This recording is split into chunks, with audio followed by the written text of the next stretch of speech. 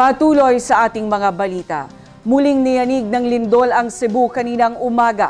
Sa tala ng PHIVOLCS, naganap ang pagyanig 1:06 ng madaling araw. Ibinaba naman ng PHIVOLCS sa 5.8 ang magnitude mula sa inisyal na 6.0. Ang News Now mula kay Naphtali Velarde. Naitala ang sentro ng lindol, 10 kilometers timog kanluran ng Bogos City. Naramdaman ang lakas ng lindol na umabot sa intensity 5 sa Bogos City, Daan Bantayan, Medellin, San Remedios, Tabogon at Tabuelan, Cebu, Villaba, Leyte, Escalante City, Negros Occidental, intensity 4 sa Cebu City, Lapu-Lapu City, Mandaue City, Danau City, Talisay City, Toledo City, Asturias, Balamban, Bantayan, Carmen, Catmon, Compostela, Consolacion, Liloan, Pinamungahan, Sogod at Taburan, Cebu.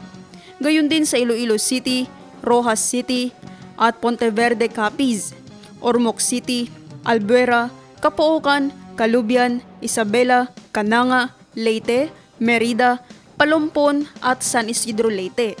Intensity 3 sa Carcar City, Naga City, Aluginsan, Argao, Badian, Barili, Dalaguete, San Francisco, San Fernando at Sibonga, Cebu, Tagbilaran City, Carlos P. Garcia at Dawis, Bohol, Bagos City, Cadiz City, Canloan City, Himamaylan City, San Carlos City, Calatrava, Don Salvador Benedicto, Enrique Magalona, Isabela, Manapla, Murcio, Pulupundan, San Enrique, Taboso at Valladolid, Negros Occidental, Gihulngan City, Tanhay City, Amlan, San Jose, Negros Occidental, Tacloban City, Baybay City, Abuyog, Burawen, Carigara, Dulag, Inupacan, Hilongos, MacArthur, Mahaplag, Palo Tanawan at Taloso, Leyte, Hinunangan,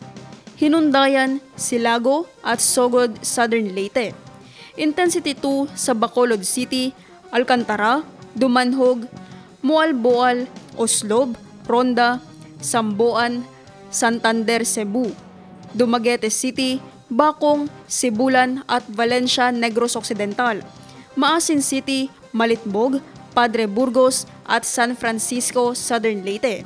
Intensity 1 sa Gantilan, Cebu at Legazpi City, Albay. Nagkaroon din ng instrumental intensities sa iba't ibang pangbahagi ng bansa. Naphtali Velarde, iMinds, Philippines.